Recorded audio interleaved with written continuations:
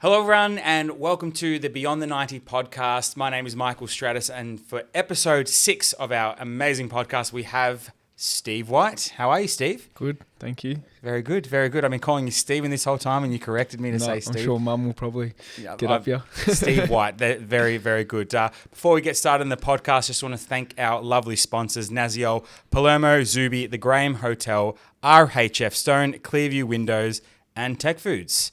Steve, how are you? How's it all going? How are you doing? Yeah, good, thanks. Good. Happy to be here? Always happy to be here. I know you were bugging Brad, our producer, to get on this podcast. It was. I think it's the one reason you're applying for Hume City, right? I think so. I'm looking for that Paramount, I want to go. That's my next step, This is the next step. This is the next step from there. Maybe you and I can host the podcast together depending on how this goes. Yeah. We'll speak to Brad about that.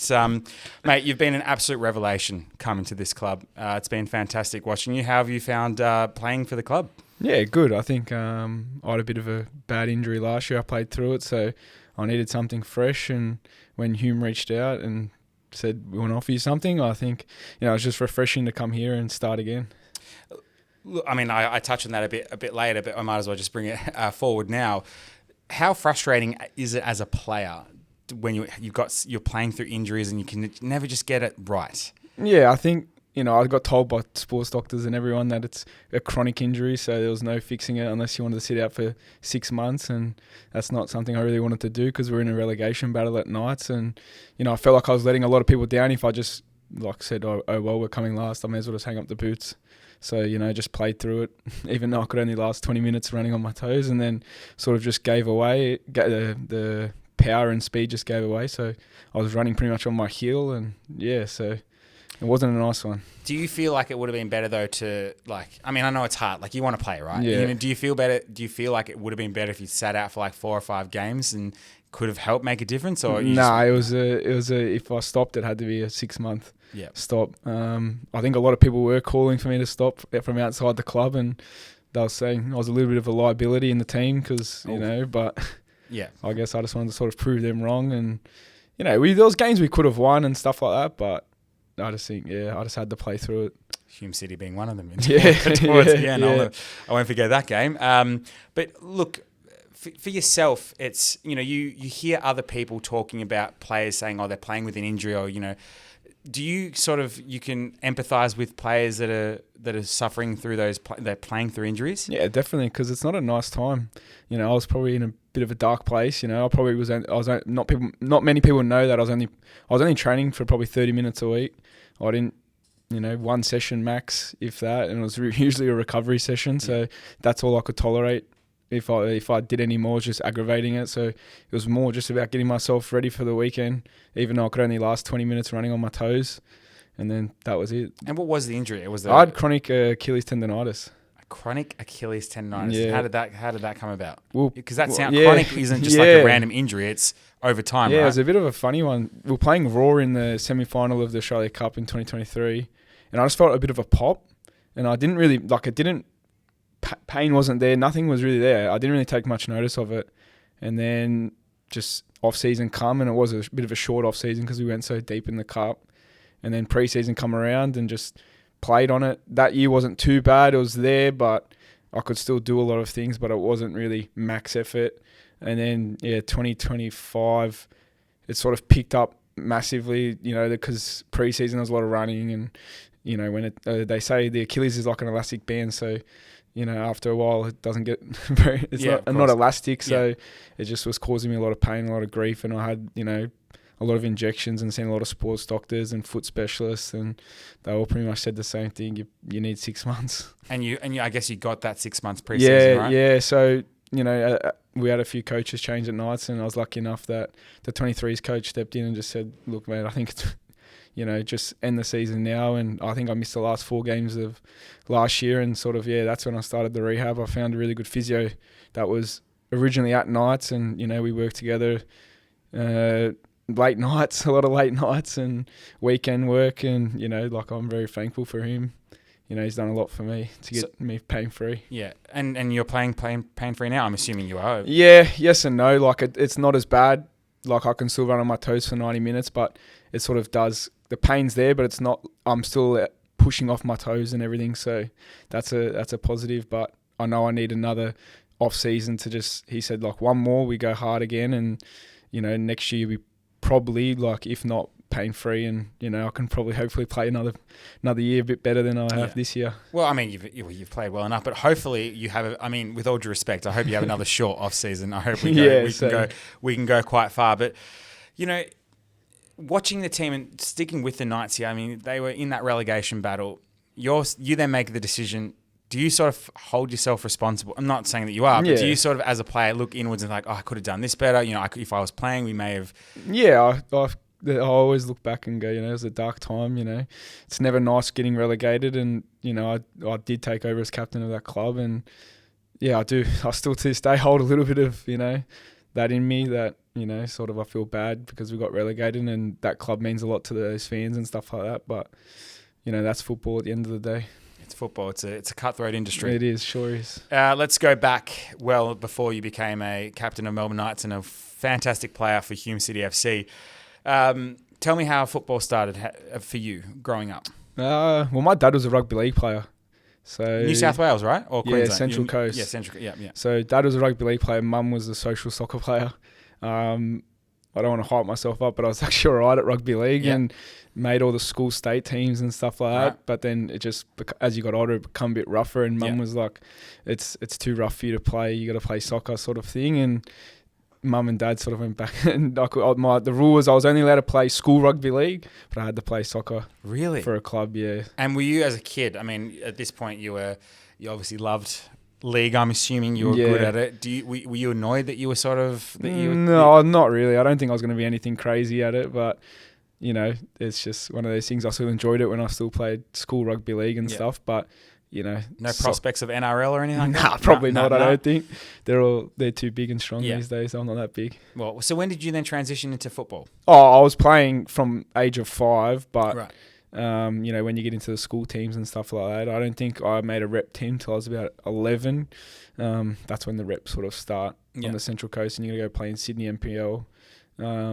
I didn't make it at first because I swapped bibs with someone else, and the bibs are all numbered. Oh, no. And then, last try I swapped with someone else, and then I think that they were like, "Oh, we'll send out the letters next week," and we got a letter saying you're not in. And then I remember crying in the shower for ages. In the shower as well, Steve. I know. It was sad times. Yeah, sad times at 11 years old. And then, sort of we got an email the following week saying that they've got it all wrong, and I actually made the team. And then, that's and sort did you cry of happiness in the shower again? Yeah, super stoked. You know? Good.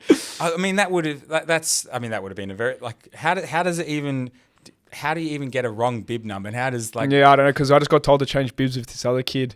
I wonder if it was a ploy or something like that. You never know. Oh, you never know with that sort of stuff. Because there's only one rep team on the Central Coast. Like, if you don't make that team, there's...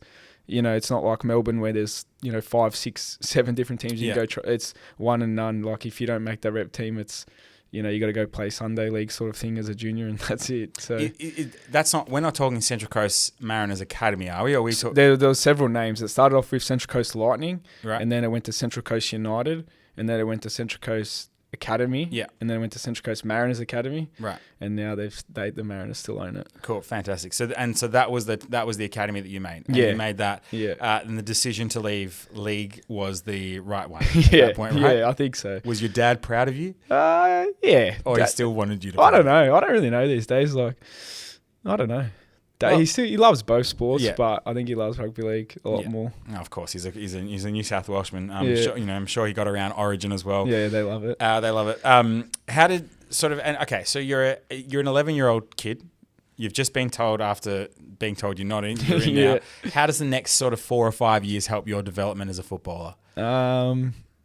With the academy, because that's how you were there for like 3 or 4 years. Yeah. Yeah. So you sort of. The goal would be to make that Mariners Youth League team, which is an under 21s competition. Yeah. But they were actually based in Sydney. So they were training in Sydney, and the A-League team was on the Central Coast, obviously. And then I think in under 15s, they picked me and another player to join that team, the youth team. So we're pretty young for an under 21s competition. Yeah. And I think we were the only 2 Central Coast kids in the team.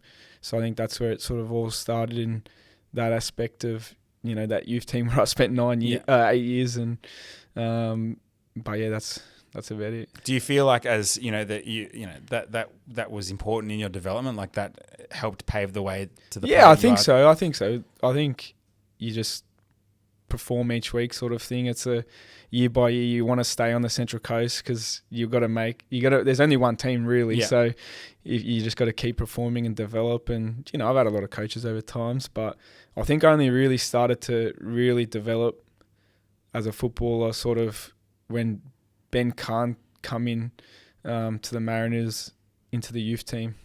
Yeah. And then you caught up with, he was quite influential over your career, throughout your career. When were you always a central midfielder? Or do you have some story you were a goalkeeper and then? I was sort of just that roaming play wherever when you're younger, like midfielder, just striker, sit up front, sit at the back. Yeah. And then I spent like a year and a bit under Patrick's Fines, like at left wing, and then a bit at left back and centre back, and I'm pretty much You were centre back. Yeah, I don't see it. First year under Ben Kahn, I was centre back. I think I did 2 years for him at centre back in a back three. Okay. And then I went and played in America at left back, and then come back from America to Queensland. I've been everywhere. Like a winger, if you need me at winger, I can play 9. I can play anywhere. So Nick Hegarty, if you're watching this, Steve Whyte can play anywhere you want him to play, even the bench. No, we won't. We don't want you on the bench.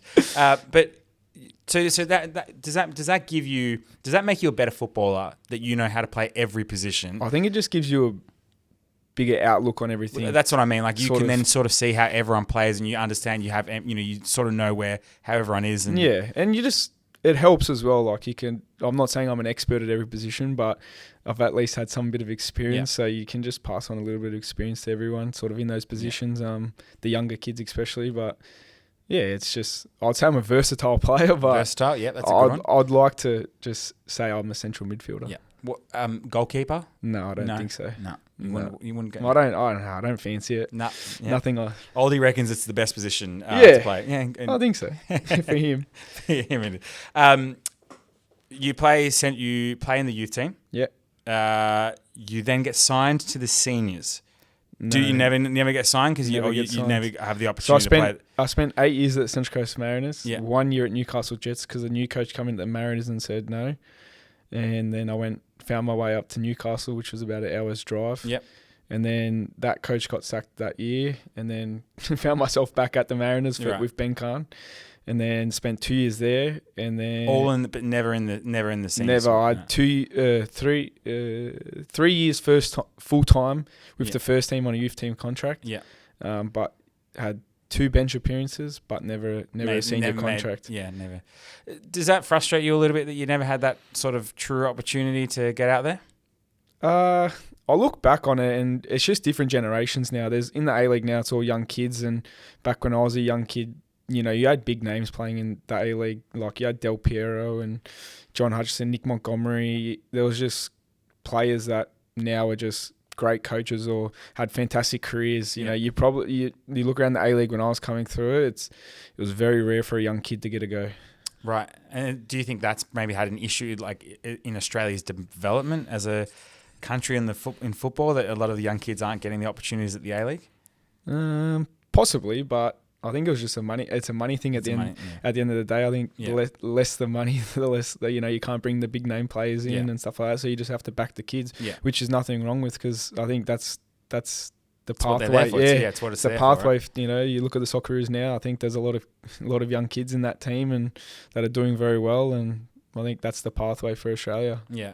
Oh, it's a shame that it's a bit of a shame that you see that you didn't get that outlook because they were older players.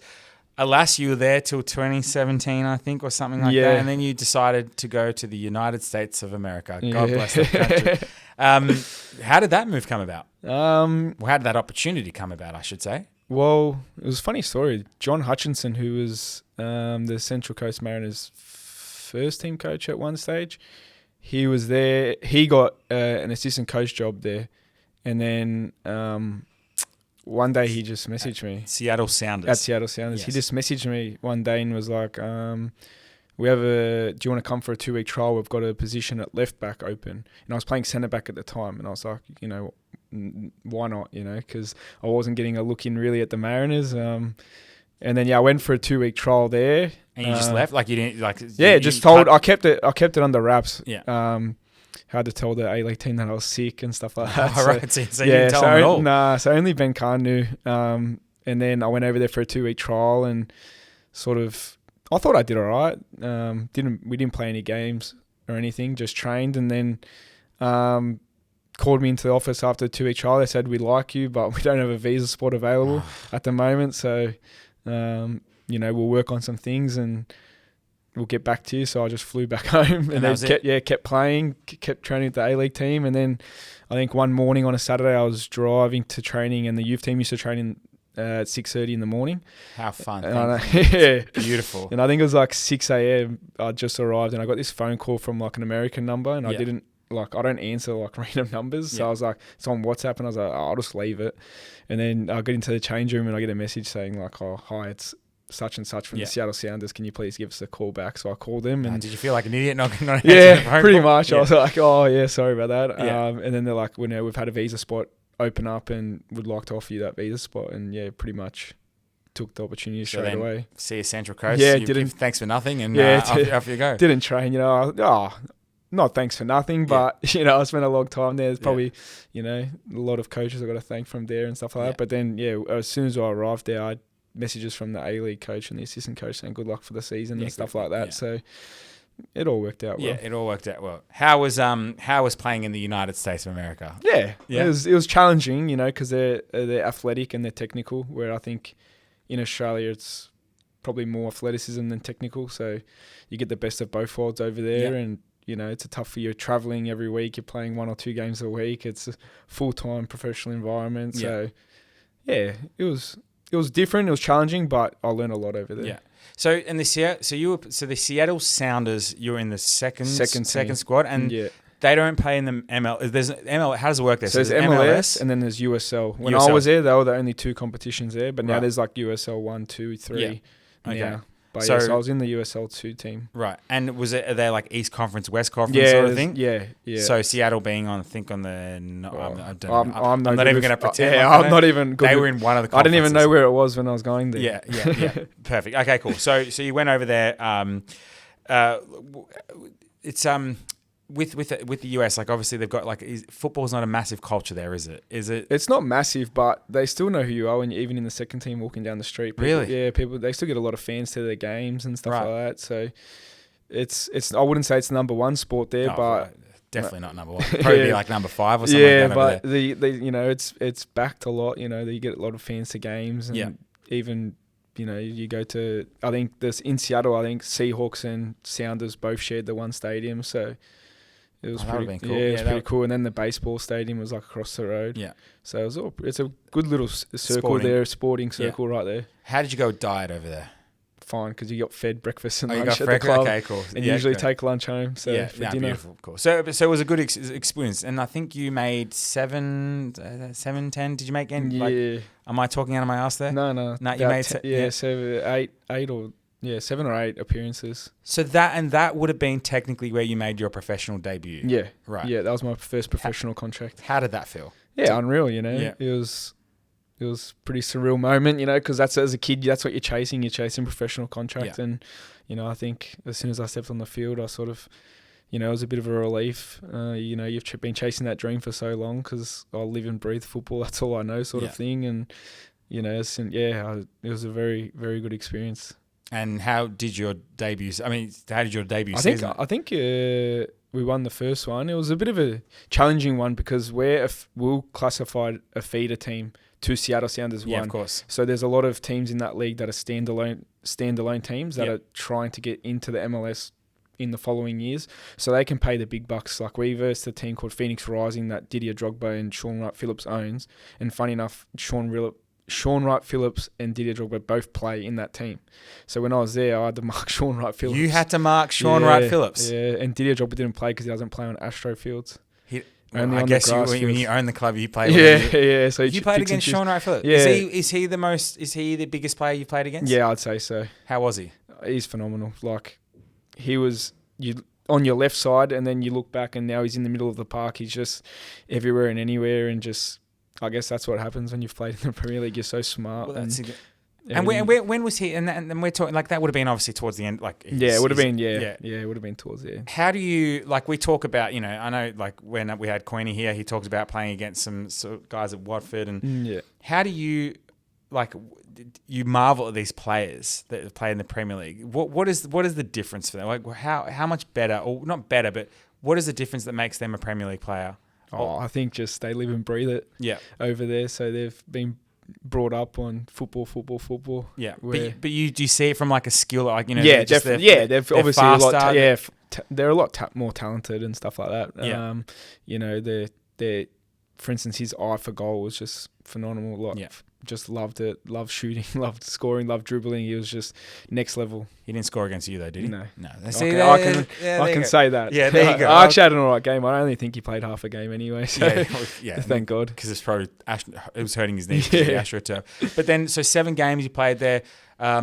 Why did it end up sort of? So season finished, you get called into the office sort of with the general manager and the coach and the assistant coach, and both before the general manager got there, our coach and Hutch, who took me over there, were like, we really like you, but we can't offer the general manager said we can't offer you your option year, only because the MLS team had Brad Smith as a left back that played for Liverpool and the Socceroos. Yeah. And then they had I think it was an Ecuadorian left back as well. So they're like, they don't see you, because I was 21 at the time, turning 22. They're like, we don't see you sort of cracking that first team.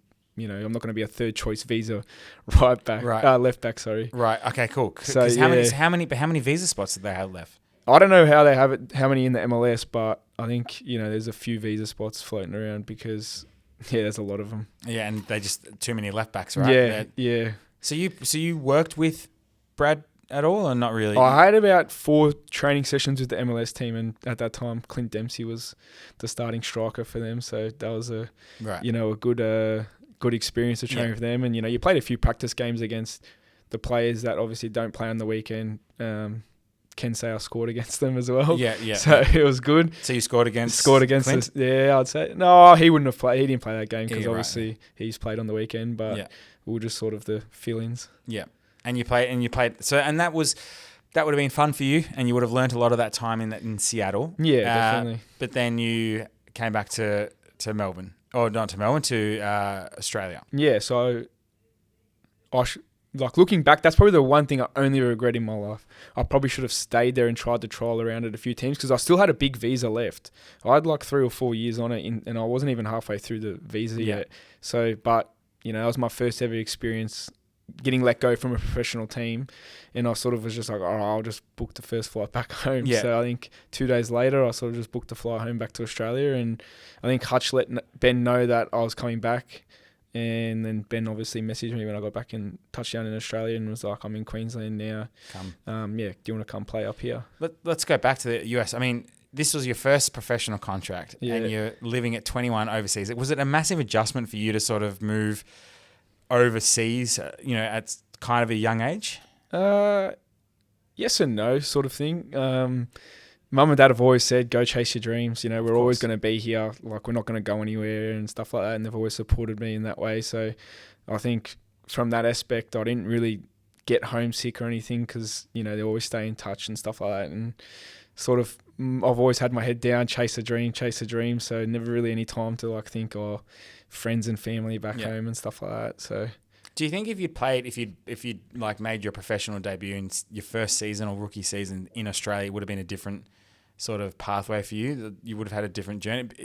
Possibly. Yeah.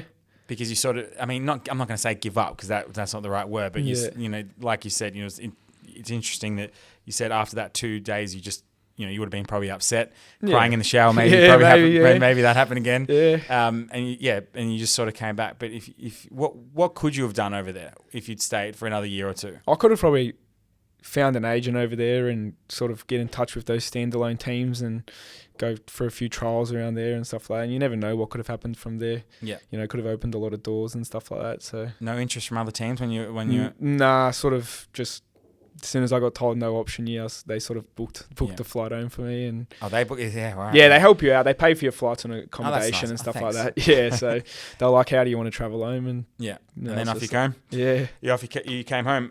Olympic FC. Yep. consistent football you at a top level, which would have been great for you. Yeah. 4 years you were 5 years. 5 years and 5 over 100 years. appearances, I believe. Yeah, 5 years, 5 grand finals, 5 losses. That's tough. Yeah, That's tough. it got tough after the third one. How? I mean, what is like that? It's an exceptional. You must be an exceptional team to get there. Yeah. And then you feel like after the first one, I call you there. The second one, you're like, what? How does the mindset change as you're not, as you keep losing these games? Yeah. Like I always say to people, every semi-final we played was always against first place. So the semi-final felt like a grand final because we'd always win the semi-final. And to knock off first place, because we probably didn't really beat them during the season. Yeah. To knock off first place, like, it was just big celebrations after the game with the club and stuff like that. So then when it come to the grand final, the emotion was probably still not as high as the semi-final, but, we still had opportunities to win. We never got smacked in a grand final. It was always like a 1-0 or a 2-1 or something like that. Both teams just going at it and stuff like that. But, I think after the third one, it just sort of was like, oh, here we go again. Yeah, the mentality, and like you go into the fourth and the fifth one, and then is it sort of, have you already lost because you're like, oh, we haven't won before, so I don't know. We went into everyone thinking we could win it and stuff like that. We had a chance because we were the most consistent probably team in the league in the way we played and stuff like that. But I don't know. I just don't know why we couldn't get across the line. We had so many opportunities. I think we had a few decisions go against us from referees that led to like their penalties or something, or us not always getting the referees, right? I'd only say one game of I'd classify being robbed, but every other game sort of was just outplayed. Yeah, I mean, but the fact is, you still had a good. Was that where you reckon you played your best football? Yeah, I think so. I was still trying to chase a professional dream. I went to Queensland to try, be back with Ben because, he's a phenomenal coach and the way he does things is just next level. And, I thought, if I can't make the Central Coast, maybe I can get in front of the Raw's eyes and stuff like that and go up there and play. And, I just wanted to just play and be happy and try make the A-League again. And, I've come close a couple of times, but, just never got that finish. What happened? Like, why did you miss out? Sort of had an agent in my corner pushing me to clubs, and they were just like technically better than what we have, but he's just not fast enough. And then my agent, and because I was kept in contact with Hutch back, and he's just like, "Are we running a running race now? Are we? I don't get it. Are we here to play football or run a race?" So I had a few people that were in my corner sort of pushing me and stuff like that. And even after that, I still didn't give up. I was like, do I go get a sprint coach and try to get faster? And I don't know. It's interesting because like and at this point when you're playing sort of Olympic, are you now in the middle? When did the transition begin from left back? Because you're talking about pace. Yeah. Your position, you don't need. I mean, I'm assuming you don't need that. I'm not a coach, but I sort of, as soon as I went back to Queensland, Ben chucked me straight in the middle. Yeah. Needed a number 6, and that's sort of where I played. And then I think after 2 years, I started. He put me as like an inverted right winger, freedom role, go wherever you want, sort of thing. But when you don't have the ball, just go and defend as a right wing. Yeah, well, okay. But I had a good right back behind me, so it helped me. Fantastic. And do you feel like at Olympic is where you played your best football? Yeah, I'd say so. And you're because it's the most consistent you were as well, right? Yeah, still young, it was just a good place to be, good club at Olympic FC, and you could say just consistency, being in a good team under a good coach. You knew with Ben, you knew what you're going to get every year and stuff like that. Someone so dedicated to the team, and everyone bought into everything he did and stuff like that. It's just, I'll never take that for granted working with him because the style he played and everything he done, it's just, it's next level, and it's so good to be part of those teams. Is the only thing that you would change for your career up until Olympic FC, is the only thing that you would change is staying in the US a bit longer? Or is there some aspects of... I'd say that's the only thing. Yeah. That's the only thing because, when I was younger in the A-League were big names, so I was never going to get a shot then. And then coming back at 22, still probably trying to push... I only really gave up on the A-League dream at probably 25, 26. So I still had a good crack at it for 2-3 years. But, I'd say, 25, 26. And I sort of just was like, nah, I don't think I have a chance anymore. It's a hard get into that age. It's a hard reality, isn't it? To face a little bit. Yeah, of course. But I've turned my thoughts to something else. I thought if I can't be a professional footballer, I'll try get into the coaching. I've done sort of half my badges and stuff like that. So I think that's when I finish. Hopefully I can step into the coaching and sort of crack professional coaching. Yeah, fantastic. Well, you're already sort of on the way there by running a coaching academy, aren't you? Yeah, so, coaching academy on the side of playing, because all I know is football, as I said. So I don't see myself doing anything else. So I think as soon as I stop playing, I'll start coaching, because it's just I love football, and we all love football. That's why you're here. Yeah. How do you find Queensland football compared to Victorian football? Back when I was playing there, I think it was a pretty good league. I think the top 6 teams were pretty much consistently the same every year I was there. And after I've left, it's chopped and changed who's won it and stuff like that. Yeah. Compared to Victorian football, it's big change. It's physical. It's more demanding. It's more direct. It's transitional. Where in Queensland, I think it's both teams try to play, but one team usually comes out on top. Yeah, of course, absolutely. What you had 4 years or 5 years? 5 years at Olympic FC. You have 5 grand finals, 5 losses. What was the call that ended up making you say, you know what, I'm done. I'm going to leave the sunshine of Queensland and go to the cold Melbourne? I think after the 5th one, I was just like, I got to change. And then I always had like a few other teams from Queensland message me saying, come. And I was like, what's the point? I'm still in the same league, doing the same thing. Yeah. You could have won a grand final. Maybe it was an Olympic FC. Yeah, I could have. But, I was loyal to Ben, Yeah. But yeah, I think Knights reached out halfway through the year in my last year Olympic, and we're interested, sort of thing. And then I knew that Ben was in talks with them as well. Then at the end of the year, I was like, I got to go, like 5 grand finals. It's enough. It's enough. I'm going. So have you ever won a grand final? Probably in under 16s or something, maybe in the rep team. That's about it. Yeah. And then sort of, I was like to Ben, I'm going. I need a change. And then he was umming and ahhing, and then I think an hour later, he rang me and was like, all right, I'll come too, sort of thing. And sort of we both made the decision to come to Knights. And beautiful. Yeah, I think it was a good decision. And then talk to me about your career at the Knights. Obviously, you first start was okay, but then it sort of went downhill. 2023 year was one of the best years I've probably had, most enjoyable year as well. We made semi-final in Doherty Cup, Australia Cup and the league. So, some people say successful seasons are winning trophies and stuff like that. But I think we had a team of like 14 new players.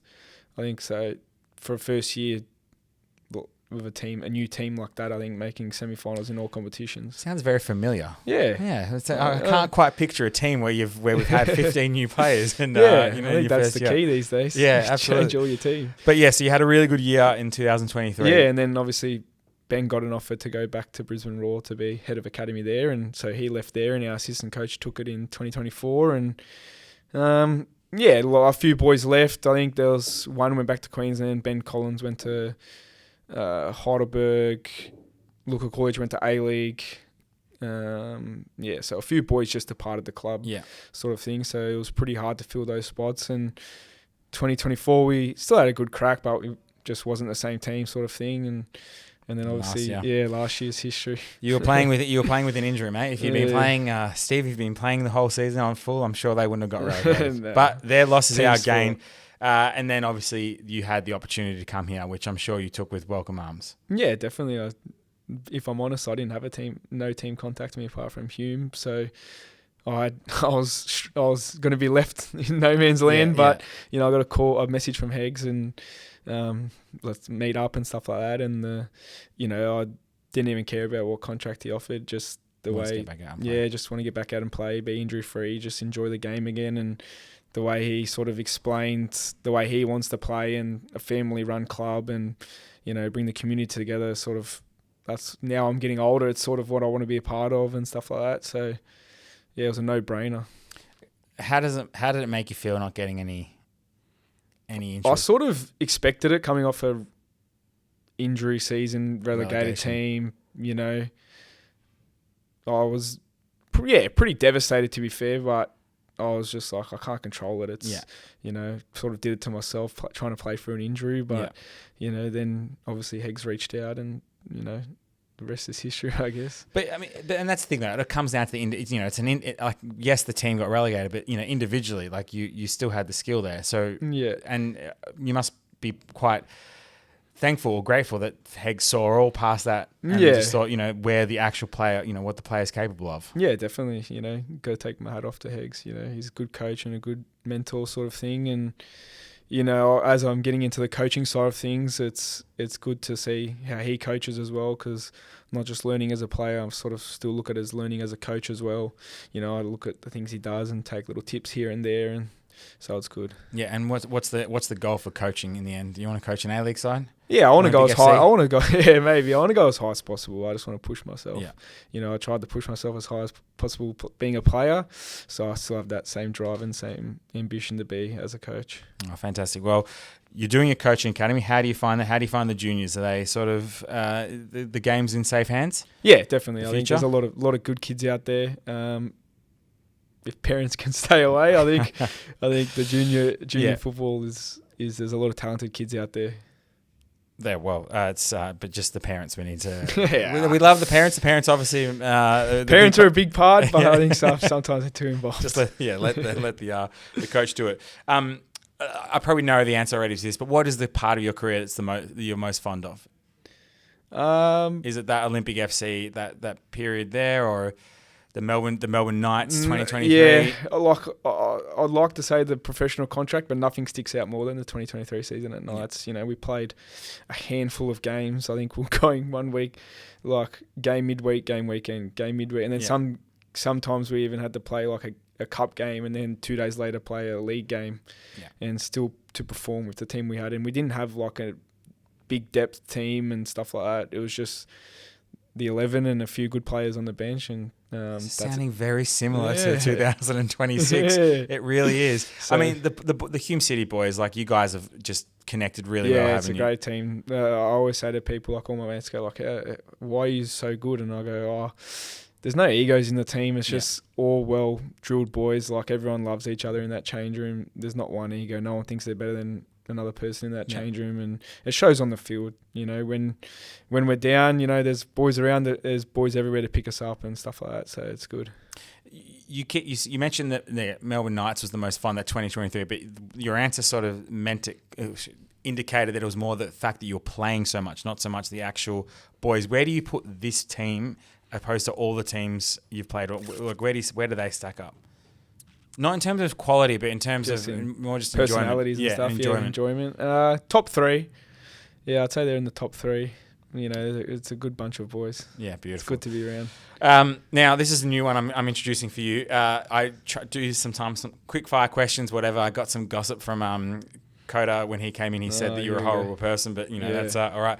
But I want to do something different with you. I want to utilize your knowledge and your understanding of the game. So we're going to do a bit of a blind ranking. Yeah. You know what a blind ranking is? Yeah. Perfect. So going best central midfielders, right? There's going to be 7. All right. So the first one I would like to start off with is Kevin De Bruyne. Where would you put him in the 4? Number 4.